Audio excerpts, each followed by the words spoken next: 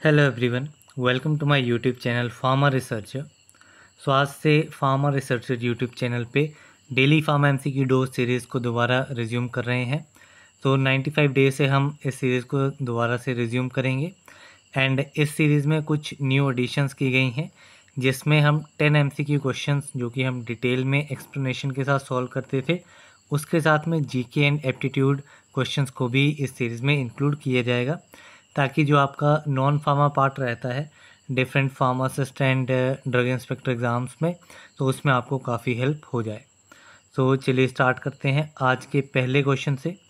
पहला क्वेश्चन है the science of dealing with the studies of benign malignant tumour is. तो benign malignant tumour की study को कौन सी साइंस डील करती है? तो this is known as oncology. तो इसमें आपका option D will be the correct answer. Aetiology क्या होती है? तो एटियोलॉजी बेसिकली आपका डिजीज़ का जो कॉज रहता है, कॉज ओरिजिन, उसके रिगार्डिंग आपका रहता है एटियोलॉजी। ट्यूमर के बारे में स्टडी करते हैं तो वो आपकी ट्यूमरोलॉजी। हिमेटोलॉजी आपका ब्लड के साथ रिलेटेड रहता है तो ये आपकी हिमेटोलॉजी। इसके अलावा आपकी डिफरेंट ब्रांचेस रहती हैं एनाटॉमी एंड फिजियोलॉजी की, उनके बारे में देख लेते हैं। कुछ इंपॉर्टेंट ब्रांचेस हैं, लाइक आपकी एक ब्रांच रहती है मायोलॉजी। तो मायोलॉजी जो है वो आपकी स्टडी होती है मसल्स के रिगार्डिंग, मस्कुलेचर के रिगार्डिंग जो स्टडी की जाती है, that is known as myology. Myology के साथ सिमिलर टर्म एक रहती है आपकी माइकोलॉजी, तो इसके साथ कंफ्यूज नहीं होना है। माइकोलॉजी जो है वो आपकी फंगाई की स्टडी को कहते हैं माइकोलॉजी। इसके अलावा अगर माइक्रोबायोलॉजी की बात की जाएगी, माइक्रोबायोलॉजी, तो microbiology is the study of micro organisms. Micro organisms की स्टडी को कहा जाता है माइक्रोबायोलॉजी। इसके साथ में अगर मैं बात करूं न्यूरोलॉजी की, तो न्यूरोलॉजी क्या होती है? तो it is the study of nervous system. Nervous system की स्टडी को कहा जाता है न्यूरोलॉजी। यहीं पे एक टर्म आती है आपकी नेफ्रोलॉजी। तो नेफ्रोलॉजी जो है it is the study of excretory system. Excretory system की स्टडी को कहा जाता है नेफ्रोलॉजी। देन बात करूं अगर मैं ओटोलॉजी की, तो ओटोलॉजी क्या रहती है? Otology is the study of years.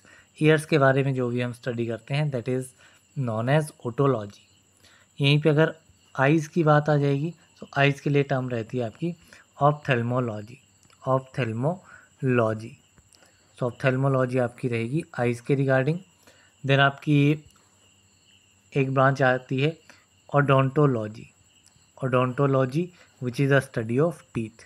Teeths की स्टडी को कहा जाता है ओडोंटोलॉजी। इसके अलावा अगर ऑस्टियोलॉजी की बात करूं तो ऑस्टियोलॉजी क्या रहता है? It is a study of bones. Bones की स्टडी को कहा जाता है ऑस्टियोलॉजी। तो ये आपकी डिफरेंट कुछ बेसिक ब्रांचेस रहती हैं एनाटॉमी एंड फिजियोलॉजी की। काफ़ी इंपॉर्टेंट डेफिनेशन के ऊपर काफ़ी बार क्वेश्चन जो है वो देखा जाता है। देन नेक्स्ट क्वेश्चन पे चलते हैं।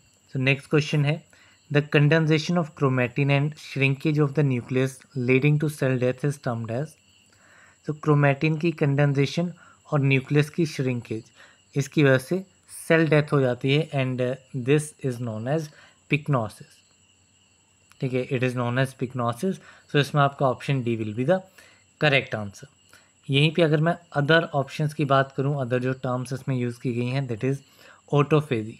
सो ऑटोफेजी एक बेसिकली एक प्रोसेस है जिसमें आपका सेल जो है cell will break.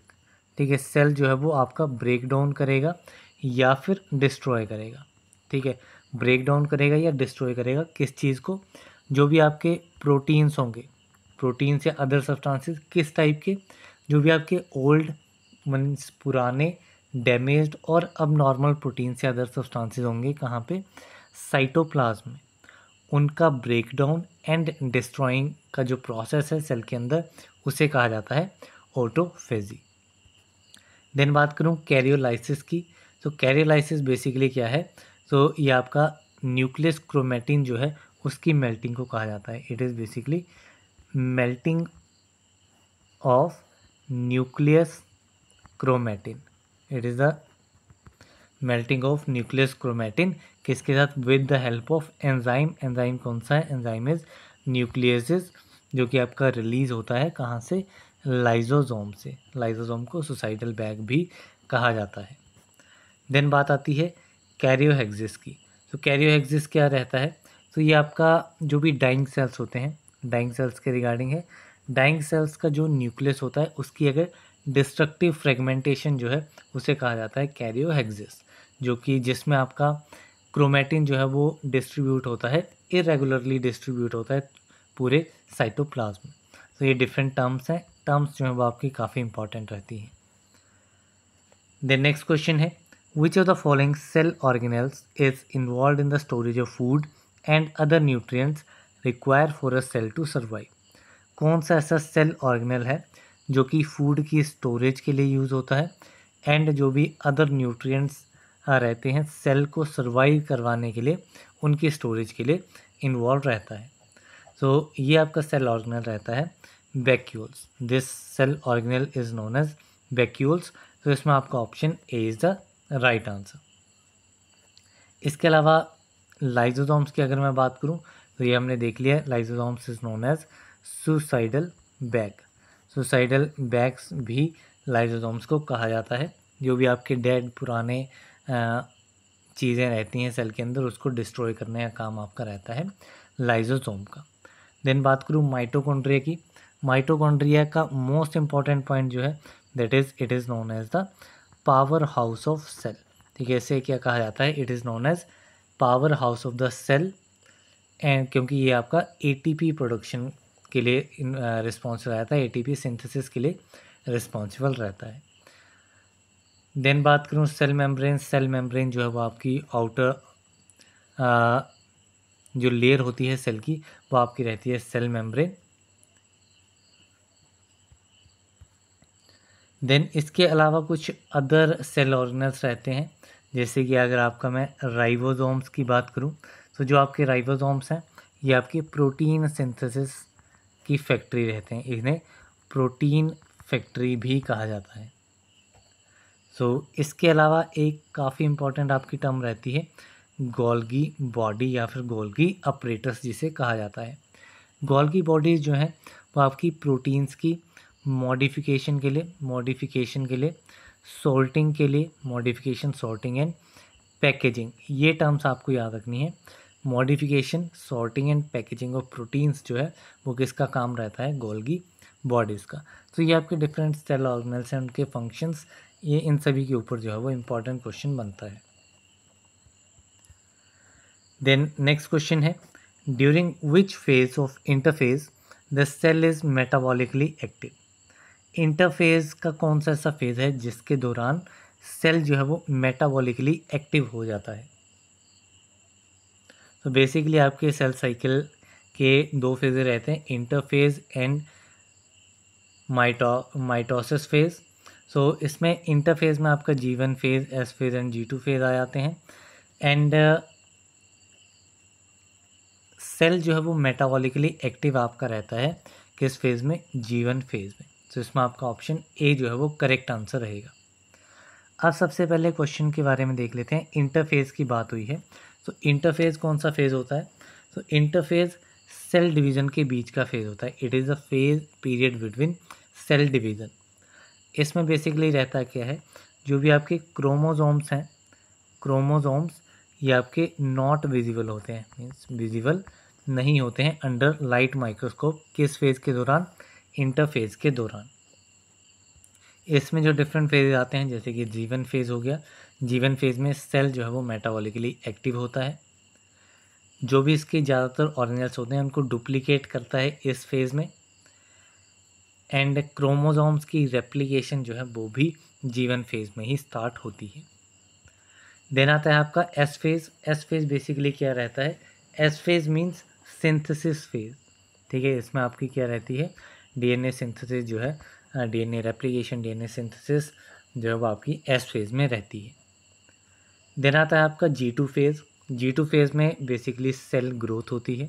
Cell growth की बात आएगी तो that comes in G2 phase. बाकी एंजाइम्स एंड प्रोटीन सिंथेसिस जो है वो कंटिन्यू होती है।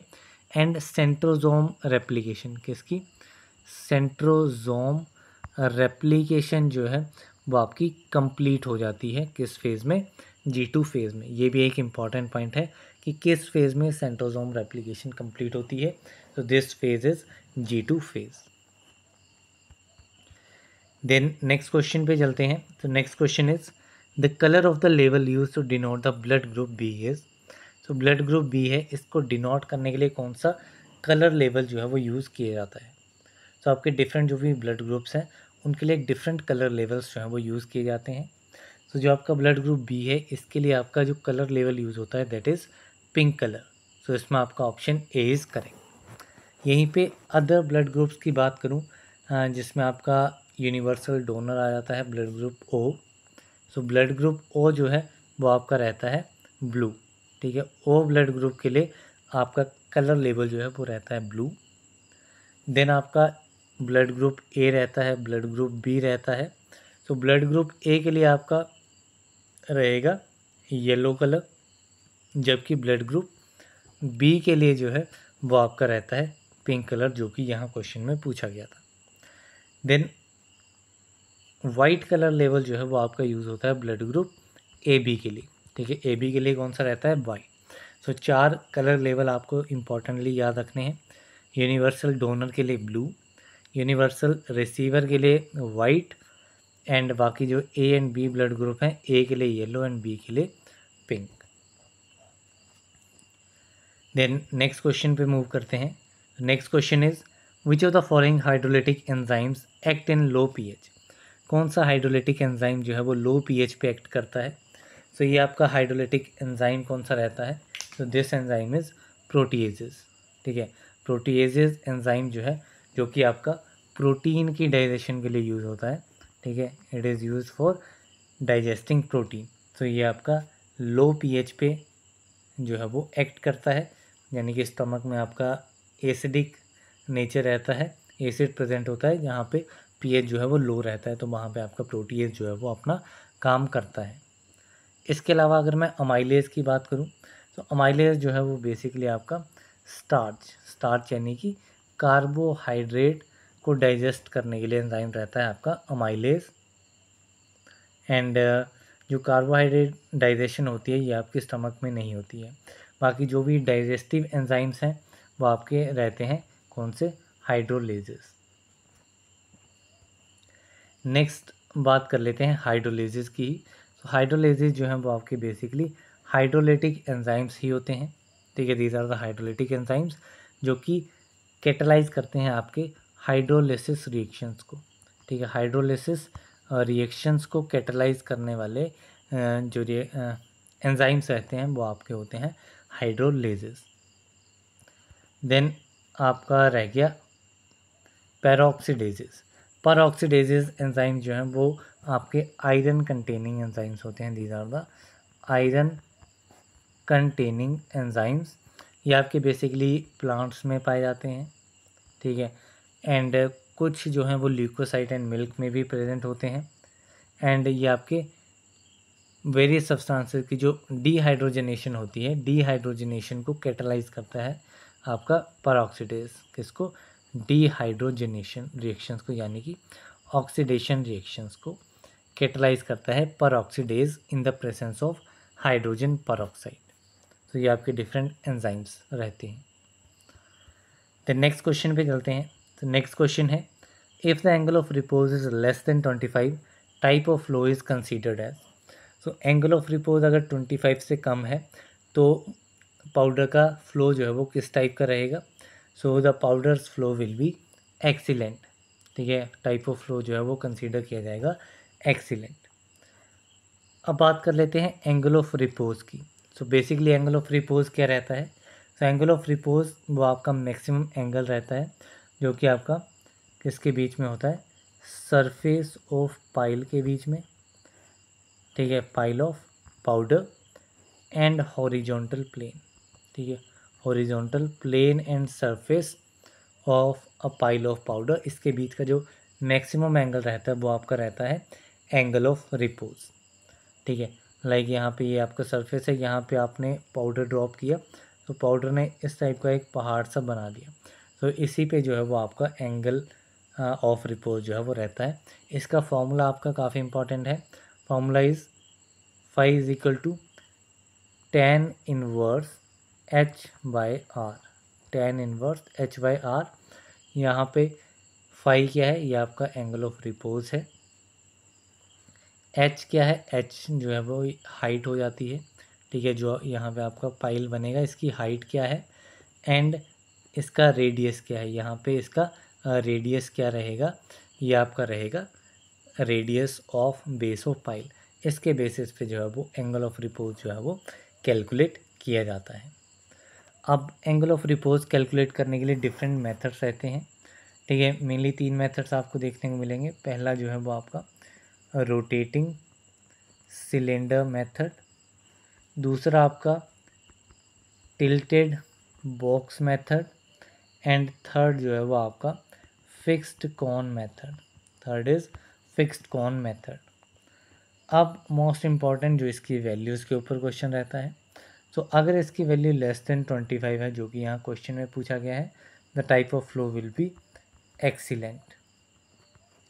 अगर 25 से 30 के बीच में है, then the type of flow is good.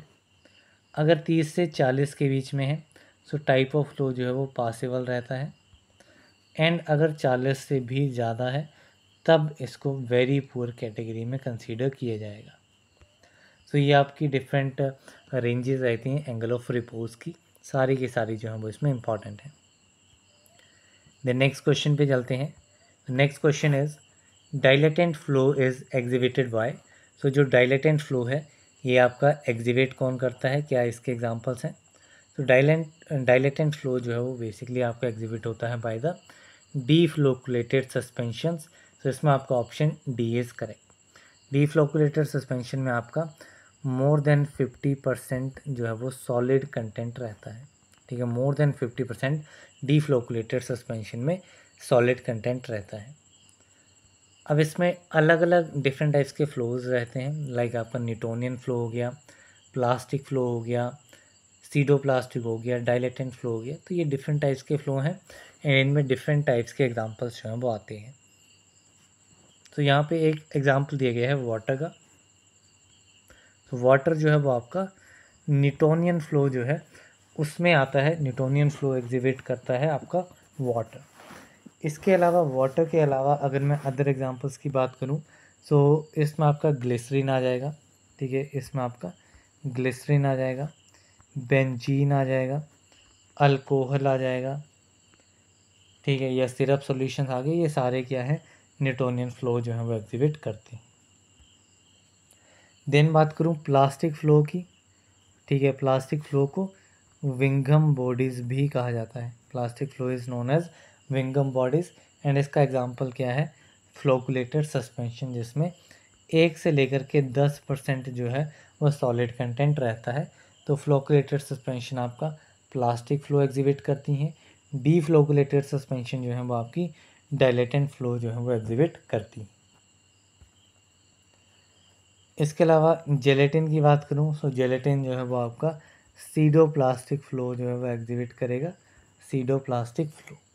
इसके अलावा जो भी नेचुरल या सिंथेटिक गम्स होती हैं वो भी आपका सीडोप्लास्टिक फ़्लो एग्जिबिट करती हैं, या जो आपके पॉलीमर्स हो गए, माइक्रोसेल्लोस, ट्रेगाकांथ हो गया, सोडियम एलिजिनेट हो गया, तो ये सारे आपके सीडोप्लास्टिक फ़्लो एग्जिबिट करते हैं। देन मूव करते हैं नेक्स्ट क्वेश्चन की तरफ। नेक्स्ट क्वेश्चन है which of the following is incorrect regarding lyophilic colloid. Lyophilic colloid के रिगार्डिंग कौन सी स्टेटमेंट जो है वो इनकरेक्ट है। सो बेसिकली आपके दो कैटेगरीज आपको देखने को मिलेंगी, लायोफिलिक कॉलॉइड एंड दूसरी आपकी रहती है लायोफोबिक कॉलॉइड, ठीक है। दोनों में क्या है, ऑपोजिट चीज़ें जो हैं वो रहती हैं, ठीक है। यहाँ पे हम डिस्कस करेंगे लायोफिलिक कॉलॉइड की, उसका जो ऑपोजिट बनेगा वो आपका लायोफोबिक कॉलॉइड के रिगार्डिंग स्टेटमेंट्स रहेंगी। लायोफिलिक कॉलॉइड्स जो हैं वो आपके स्टेबल रहते हैं प्रोलॉन्ग डायलिसिस के लिए, ठीक है। प्रोलॉन्ग डायलिसिस के लिए स्टेबल होते हैं आपके कौन से, लायोफिलिक कॉलॉइड। तो ये स्टेटमेंट आपकी ट्रू है, जबकि लायोफोबिक के लिए ये स्टेबल नहीं होते हैं। लायोफिलिक में आपका वीक टिंडल इफेक्ट रहता है, टिंडल इफेक्ट जो है वो वीक रहता है, जबकि लायोफोबिक के केस में, ठीक है, फोबिक के केस में जो है वो आपका क्या रहता है, स्ट्रॉन्ग टिंडल इफेक्ट रहता है। सो इस क्वेश्चन के अकॉर्डिंगली ये स्टेटमेंट भी आपकी करेक्ट है। देन थर्ड है एक्ट एज प्रोटेक्टिव कॉलॉइड।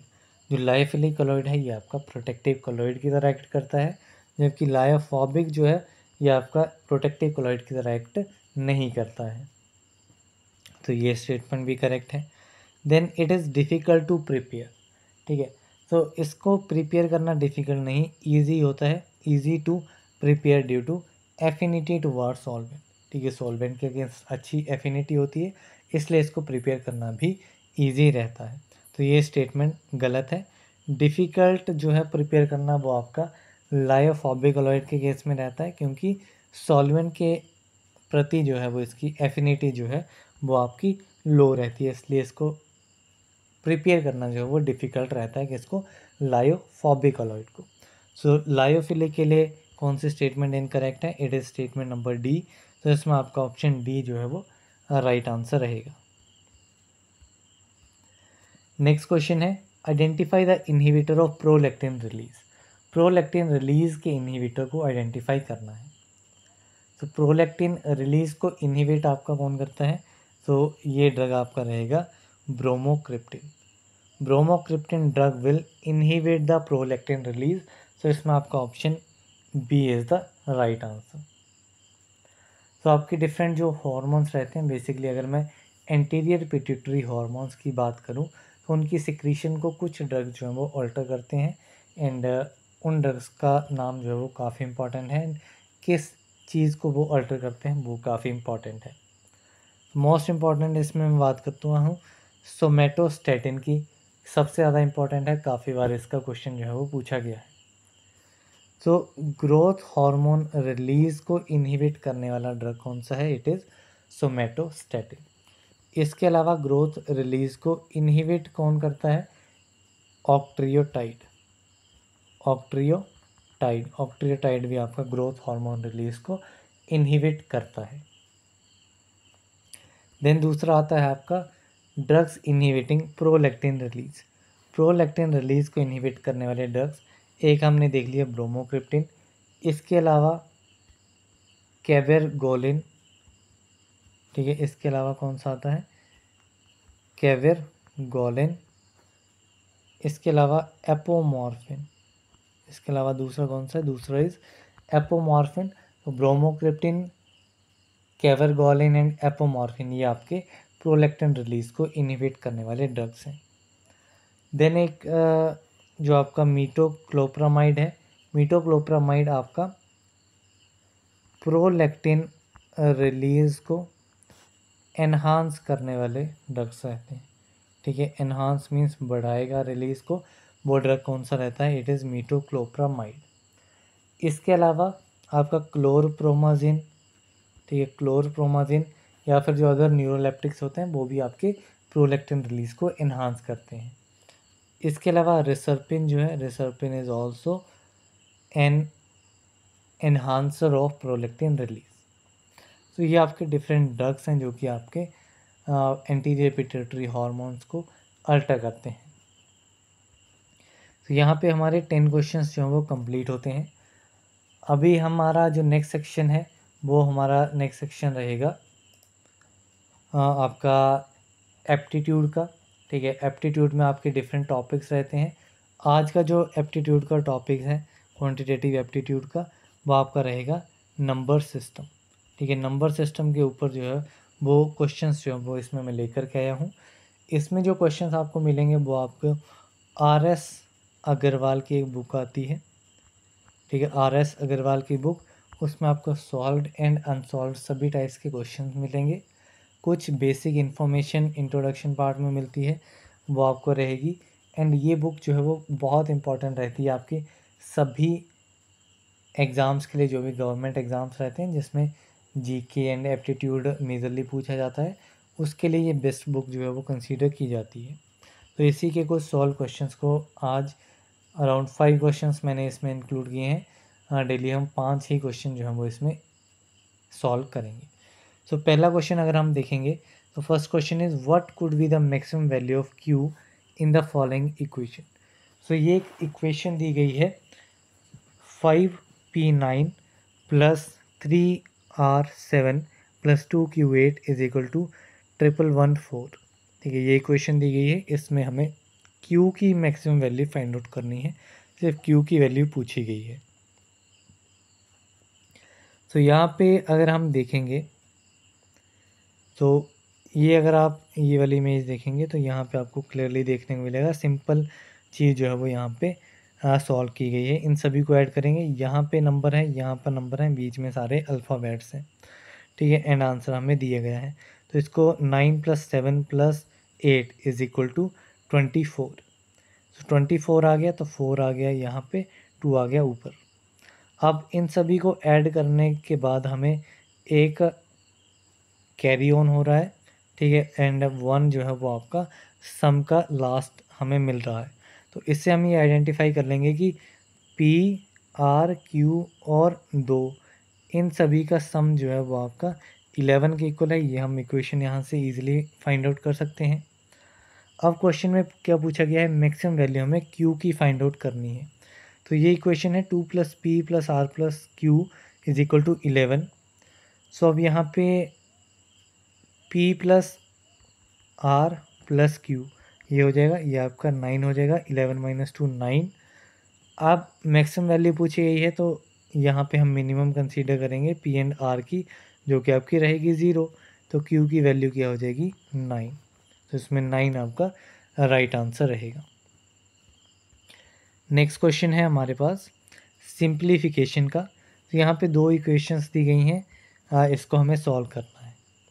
यहाँ पे हम फर्स्ट इक्वेशन देखेंगे तो इसमें 789 3 टाइम्स मल्टीप्लाई हो रहा है, बीच में प्लस साइन है, देन 211 3 टाइम्स मल्टीप्लाई हो रहा है। सेम कंडीशन नीचे है, यहाँ पे बस माइनस का निशान है। तो यहाँ पे अगर नीचे आप यहाँ पे आंसर देखेंगे तो यहाँ पे 789 का क्यूब लिख सकते हैं, क्योंकि बोर्ड मास के अकॉर्डिंगली ब्रैकेट नहीं है तो सबसे पहले मल्टीप्लाई होगा। तो यहाँ पे 789 का क्यूब हो गया, प्लस 211 का क्यूब हो गया, डिवाइडेड बाय 789 का square minus 789 multiply by 211 plus 211 का होल स्क्वायर हो गया। अब इसको अगर हम मैथमेटिकल सिंपल जो मैथमेटिकल फार्मूलाज होते हैं उसके कंपैरिजन में देखेंगे तो ये बन गया हमारा a³ + b³ divided by a² minus ab plus b²। तो ये आपका आ गया। अब सिंपल a³ + b³ का अगर फॉर्मूला लगाएंगे तो इसका सिंपल फार्मूला होता है a + b multiply by a² minus ab plus b²। ठीक है, ये फॉर्मूला है। डिवाइड में ऑलरेडी ये वाली टर्म है सेम, तो ये वाली टर्म इससे कट जाएगी। सिंपल आपके पास क्या बन जाएगा a + b। अब a + b है तो सिंपल ऐड करना जो है वो काफ़ी सिंपल है, एंड आपका आंसर आ जाएगा 1000। बेसिकली क्या है, इसमें आपको जो कॉम्प्लेक्स इक्वेशन दी गई है उसको आपको सिंप्लीफाइड वर्जन में कन्वर्ट करना है, जिससे आपका आंसर जो है वो ईजिली निकल आएगा। सेम क्वेश्चन आपका ये भी सिमिलर वे में दिया गया है। यहाँ पे a + a³ + b³ का फॉर्मूला लगेगा, यहाँ पे आपका a³ माइनस b³ का फॉर्मूला लगेगा सिमिलर वे में, एंड सेम ही चीज़ इसमें आंसर में आएगी। तो ये क्वेश्चन आप देख लेना। नेक्स्ट क्वेश्चन पे चलते हैं। नेक्स्ट क्वेश्चन है which of the following are prime numbers. ये 4 क्वेश्चन दिए गए हैं, 241 337 391 571। इसमें हमें आइडेंटिफाई करना है कौन सा प्राइम नंबर है, कौन कौन से नंबर जो है वो प्राइम नंबर हैं। प्राइम नंबर कौन से होते हैं, जो कि आइदर 1 से डिवाइड होंगे या फिर सेल्फ जो खुद हैं वो उससे डिवाइड हो जाएंगे। ठीक है, सो इसमें किसी भी नंबर को फाइंड आउट करना कि वो प्राइम नंबर है या नहीं है, सिंपल सी चीज़ होती है। हमें एक ऐसा परफेक्ट नंबर चाहिए जो कि उस पर्टिकुलर नंबर के इक्वल उसका स्क्वायर आता है या उसके जस्ट नेक्स्ट वाला जो स्क्वायर आता है वो हमें फाइंड आउट करना है। पहला ही एग्जांपल ले लेते हैं 241 का। तो 241 का अगर हम देखेंगे स्क्वायर, स्टार्टिंग से स्क्वायर देखते चलेंगे तो अगर 15 का स्क्वायर देखेंगे, 15 स्क्वायर इज़ 225। तो ये 241 से जो है वो कम है, ग्रेटर नहीं है, ना ही इक्वल है। देन 16 का स्क्वायर देखेंगे तो 16 इज़ 256, तो ये 241 के जस्ट नेक्स्ट वाला जो कंप्लीट स्क्वायर आ रहा है वो आपका आ रहा है 16। तो इसमें आप क्या करेंगे, 16 के नीचे जो भी प्राइम नंबर्स आते हैं उनको लिख लेंगे। तो 16 के से कम वाले नंबर्स में जो प्राइम नंबर्स हैं 2, 3, 5, 7, 11 एंड 13। अब थर्ड स्टेप इसमें क्या है, इन सभी नंबर्स को आइडेंटिफाई करना है कि कौन सा नंबर जो है वो इसमें 241 से डिविजिबल है। अगर कोई भी एक सिंगल नंबर भी डिविजिबल होगा, ठीक है, अगर सिंगल नंबर भी डिविजिबल होगा तो उसे प्राइम नंबर कंसीडर नहीं किया जाएगा। अगर सारे के सारे ये नंबर जो हैं वो डिविजिबल नहीं होंगे then that particular number is considered as prime number. Same यहाँ पे आप देखेंगे इसके साथ ना 2 से डिवाइड होता है, ना 3 से, ना 5 से, ना 7, 11, 13, किसी से भी डिवाइड नहीं होता है। तो ये आपका 241 जो है वो एक प्राइम नंबर रहेगा। ठीक है, ये हो गया एक एग्जांपल। दूसरा हम देख लेते हैं 337 का। 337 में क्या है, ये आपका 19 के परफेक्ट स्क्वायर के आगे है। ठीक है, बेसिकली ये 381 रहेगा। सो इसमें क्या रहेगा आपका, 19 से कम वाले हमें प्राइम नंबर फाइंड आउट करने हैं। 2, 3, 5, 7, 11, 13 एंड 17 ये सारे आगे। अब इनमें से भी कोई भी 337 से कम्प्लीटली डिवाइड नहीं होता है, then we will say it is a prime number. कौन सा, 337 is a prime number. Same आप नेक्स्ट का देख सकते हैं 391। अब 391 से ऊपर आएगा आपका 20, 20 का स्क्वायर हो जाएगा आपका 400। ठीक है, सो ये आपका परफेक्ट रहेगा। सो 20 से नीचे वाले यहाँ पे सारे देख लेंगे 2 से लेकर के 20 तक में। सो इसमें आपका अगर आप 17 को देखें तो 17 कम्प्लीटली डिवाइड हो जाएगा 391 से। दैट मीन्स 391 जो है वो is not a prime number. ठीक है, इट इज़ वेरी सिंपल। सो ये फोर्थ वाला भी आप देख सकते हैं 571 कि ये एक प्राइम नंबर है या नहीं है। तो अभी हम चलते हैं नेक्स्ट क्वेश्चन की तरफ। नेक्स्ट क्वेश्चन है which of the following number is divisible by 3। किसी भी नंबर को आइडेंटिफाई करना है कि वो 3 से डिविजिबल है या नहीं है। तो उसके लिए सिंपल सी चीज़ है, जो भी नंबर दिया गया है उसके हर एक नंबर को सम कर दो। लाइक यहाँ पे दिया गया है 541326, तो इसमें आपको इंडिविजुअल डिजिट को जो है वो ऐड कर देना है। 5 + 4 9 + 1 10 + 3 13 + 2 15 + 6 21। अब 21 वैसे भी आप देख सकते हैं 21 3 से डिविजिबल होता ही है, 7 3 = 21। या फिर इसको भी आप ब्रेक कर लो, 2 + 1 इज़ 3 एंड ये आपका 3 से डिविजिबल है, that means it is divisible by 3। Then next question आप इसमें देख सकते हैं जो 3 से डिविजिबल वाला है 5967031। इसके इंडिविजुअल टर्म का सम लेंगे 3 + 31। 31 वैसे तो नहीं होता, अगर इसको भी आप ब्रेक डाउन करेंगे 3 + 1 = 4। अब 4 जो है 4 भी आपका 3 से डिविजिबल नहीं होता है completely. So this whole number is not divisible by 3। तो इस तरीके से आप 3 का डिवीज़न जो है वो आइडेंटिफाई कर सकते हैं।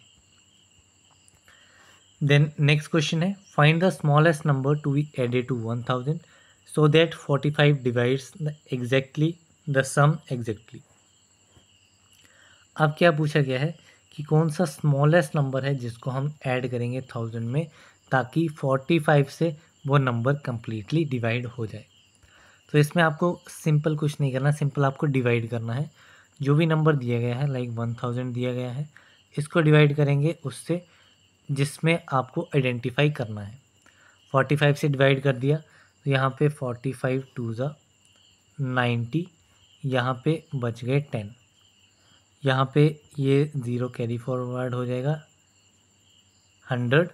अब यहाँ पे अगेन 45 2 ज़ा 90, अब 100 में से 90 बचे, इट विल बी 10।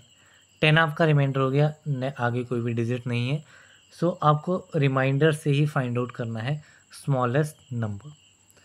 अगर यहाँ पे एडेड पूछा गया है, ठीक है, कि एडेड क्या होगा, तो तो उस केस में आपको क्या करना है, उस केस में आपको जिस नंबर से डिवाइड हो रहा है, ठीक है, लाइक 45 है तो 45 से इसको माइनस कर देना है, जो भी रिमाइंडर आएगा, ठीक है, इसको डिवाइड कर देंगे, ये आएगा 35। इस 35 को गिवन नंबर में ऐड कर देंगे, लाइक 1000 में अगर 35 ऐड कर देंगे इट विल बी 1035। तो ये नंबर जो है वो आपका स्मॉलेस्ट होगा जिसमें ऐड करना है, ताकि ये नंबर जो है वो 45 से कम्प्लीटली डिवाइड हो जाए। यहीं पे अगर आपको सब्सट्रैक्टेड पूछा जाए तो सिंपली जो रिमाइंडर आया है उसको आप गिवन नंबर से माइनस कर दो, लाइक 1000 से अगर आप 10 को माइनस कर दोगे तो इट विल बी 990 एंड 990 जो है वो आपका कम्प्लीटली डिवाइड हो जाता है 45 से। तो यहाँ पे ये आज के आपके 5 काफ़ी बेसिक एंड सिंपलर क्वेश्चन थे नंबर सिस्टम थे। ऐसे ही जो बाकी टॉपिक्स बुक में दिए गए हैं उसके प्रीवियस ईयर के क्वेश्चन जो है वो उनको इंक्लूड किया जाएगा एंड उनको रिमेनिंग वीडियोस में हम डिस्कस करेंगे। अभी हमारा जो नेक्स्ट सेक्शन आज का है वो है आपका जीके का सेक्शन। सो जीके में बेसिकली हम थ्योरेटिकल चीज़ें पढ़ेंगे। सो आज हम इंडियन हिस्ट्री से स्टार्ट करेंगे, कुछ इंपॉर्टेंट चीज़ें ही इसमें डिस्कस करेंगे, लाइक ओनली 1 पेज हम इसमें डिस्कस करेंगे। सो ये कंटेंट जो है वो आपका अरिहंत की बुक में आपको मिलेगा। एक स्मॉल रिवीजन बुक आती है आपकी अराउंड 30 to 40 रुपीज़ की, किसी बुक स्टोर में आपको हिंदी एंड इंग्लिश दोनों लैंग्वेजेस में मिल जाएगी, आप वहाँ से देख सकते हैं। पीडीएफ का लिंक मैंने आपको एक बुक्स वाली वीडियो में दिया गया है, आप वहाँ से बुक्स जो है वो चेक कर सकते हैं। सो वहाँ से आपको पीडीएफ लिंक भी मिल जाएगा। सो आज हम देखेंगे इंडियन हिस्ट्री में प्री हिस्टोरिक पीरियड का एक इम्पॉर्टेंट सेक्शन। तो प्री हिस्टोरिक पीरियड में आपको बेसिकली 4 मेन पीरियड्स देखने को मिलेंगे। पैलियोलिथिक पीरियड, पैलियोलिथिक के बाद में आता है आपका मीज़ोलिथिक, मीज़ोलिथिक के बाद आता है आपका नियोलिथिक एंड नियोलिथिक के बाद में आता है आपका चैल्कोलिथिक। इन चारों पीरियड्स के इम्पॉर्टेंट पॉइंट जो हैं वो यहाँ पे दिए गए हैं, इन्हीं को हम अभी डिस्कस करेंगे। तो सबसे पहले आता है आपका Palaeolithic period pre historic period में। सो इसमें आपके जो होमोसेपियंस थे वो पहली बार अपीयर हुए थे इस फेज़ के एंड में, ठीक है, towards the end of this phase Homo sapiens were first appeared. Next है इस पीरियड में man barely manage to gather his food and subsisted on hunting. तो मेन जो है वो हंटिंग के ऊपर जो है मेनली फोकस रहता है फूड गैदरिंग के लिए पैलियोलिथिक पीरियड में। देन इस पर्टिकुलर फेज़ में डेवलपमेंट हुई फर्स्ट स्टोन टूल्स की, जो कि आपके क्वार्ट्जाइट से बने हुए थे। एंड पैलियोलिथिक पीरियड जो है वो बेसिकली 3 फेजेस में डिवाइडेड है, lower, middle and upper Palaeolithic में। अब इस फेज़ में आपको जो हाईलाइटेड है यही 3-4 चीज़ें जो है वो याद रखनी है। पहला, होमोसेपियंस के लिए जो है वो आपका पैलियोलिथिक पीरियड इंपॉर्टेंट है। हंटिंग मोस्ट इम्पॉर्टेंट है, यहाँ से काफ़ी बार क्वेश्चन पूछा जाता है कि हंटिंग जो है वो किस पीरियड में इम्पॉर्टेंट थी या स्टार्ट की गई थी या देखी गई थी। तो हंटिंग इसमें आ जाएगा एंड क्वार्ट्जाइट भी जो है वो इसमें इम्पॉर्टेंट है। तो ये 3 ही पॉइंट हैं इसमें जो मोस्ट इम्पॉर्टेंट है, तो ये आप याद रख सकते हैं किस फेज़ में, पैलियोलिथिक पीरियड में। दूसरा आता है आपका मीज़ोलिथिक पीरियड। मीज़ोलिथिक पीरियड आपका इम्पॉर्टेंट है डोमेस्टिकेशन ऑफ एनिमल्स के लिए। किसके लिए? डोमेस्टिकेशन ऑफ एनिमल्स के लिए। किस एनिमल की डोमेस्टिकेशन पर्टिकुलरली की गई थी? तो ये एनिमल था आपका डॉग। इसके अलावा इसमें जो कैरेक्टरिस्टिक टूल्स इसमें यूज़ किए गए थे जिनको माइक्रोलिथ्स कहा जाता है, तो ये 2 पॉइंट इसमें आपको याद रखना है, domestication of animals and characteristic tool called microliths. तीसरा इसमें पॉइंट है एक लोकेशन के ऊपर, दैट इज़ भीमबेटका इन मध्य प्रदेश। जो भी मध्य प्रदेश से स्टूडेंट्स होंगे उनको क्लैरिटी होगी भीमबेटका के बारे में, या टूर पे अगर गए होंगे तो वहाँ पे भी आपने देखा होगा। तो भीमबेटका मध्य प्रदेश में एंशियंट केव्स के लिए जाना जाता है, जिसके ऊपर बर्ड्स, एनिमल्स एंड ह्यूमंस की पिक्चर्स जो हैं वो देखी गई हैं। तो ये आपकी एक लोकेशन है भीमबेटका। मीज़ोलिथिक पीरियड में आपको भीमबेटका याद रखना है। आगे भी काफ़ी जगह पे भीमबेटका जो है वो आर्ट एंड कल्चर वाले टॉपिक्स में आपका इंपॉर्टेंट रोल प्ले करता है। बाकी इसमें domestication of animal and microliths, ये 2 पॉइंट, एंड भीमबेटका 3 पॉइंट जो है वो इसमें मीज़ोलिथिक पीरियड में आपके इंपॉर्टेंट है। जबकि हमने जो पैलियोलिथिक पीरियड था उसमें क्या देखा था? पैलियोलिथिक में होमोसेपियंस, हंटिंग एंड क्वार्ट्जाइट जो है वो special equipment. Then next period है आपका नियोलिथिक पीरियड। नियोलिथिक पीरियड जो है वो आपका फायर एंड व्हील के लिए जो है वो इम्पॉर्टेंट है। ठीक है, फायर के बारे में पूछा जाता है, तो फायर जो है वो किस पीरियड में थी? इट इज़ नियोलिथिक पीरियड में लोगों ने फायर के बारे में एंड व्हील के बारे में जाना।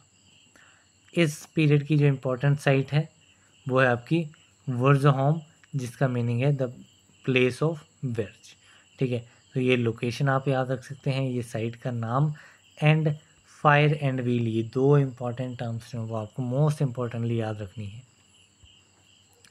देन इस फेज़ का प्री हिस्टोरिक पीरियड का लास्ट फेज़ आपका चैल्कोलिथिक पीरियड। चैल्कोलिथिक पीरियड में बेसिकली आपका copper and stone made tools का यूज़ किया गया, एंड इसमें प्रैक्टिस एग्रीकल्चर प्रैक्टिस किस पीरियड में हुई? It is Chalcolithic period. And venerated mother goddess and worship the bull. ठीक है, मदर गॉडेस को उन्होंने वर्शिप किया एंड बुल को वर्शिप किया। सो ये सारी चीज़ें जो है वो चैल्कोलिथिक पीरियड में कौन कौन सी? एक तो copper and stone made tools का यूज़ हुआ, ये इक्विपमेंट्स का यूज़ जो है वो काफ़ी इंपॉर्टेंट है। बाकी एग्रीकल्चर की प्रैक्टिस जो है वो किस फेज़ में हुई? So it is chalcolithic phase और चैल्कोलिथिक पीरियड, एंड इसमें venerated mother goddess and worship the bull, ये सारी चीज़ें इसमें रही। तो 4 फेजेज, छोटा सा टॉपिक आज हमने ये डिस्कस कर लिया है। इसके आने वाले दिनों में हम डिफरेंट टॉपिक्स को कवर करेंगे। तो यहाँ पे आज के हमारे 10 MCQ क्वेश्चंस कंप्लीट हो गए। 5 क्वेश्चंस हमने एप्टीट्यूड से काफ़ी बेसिक वाले सॉल्व किए, एंड एक सिंगल टॉपिक हमने इंडियन हिस्ट्री से प्री हिस्टोरिक पीरियड के ऊपर में हमने देखा, जो कि जीके के लिए काफ़ी इंपॉर्टेंट है। So that's all for this video. मिलते हैं अगली वीडियो में, तब तक के लिए thank you very much. And अगर कोई भी सजेशन होगी तो वो आप ज़रूर कमेंट बॉक्स में मेंशन करना, I will refer to that.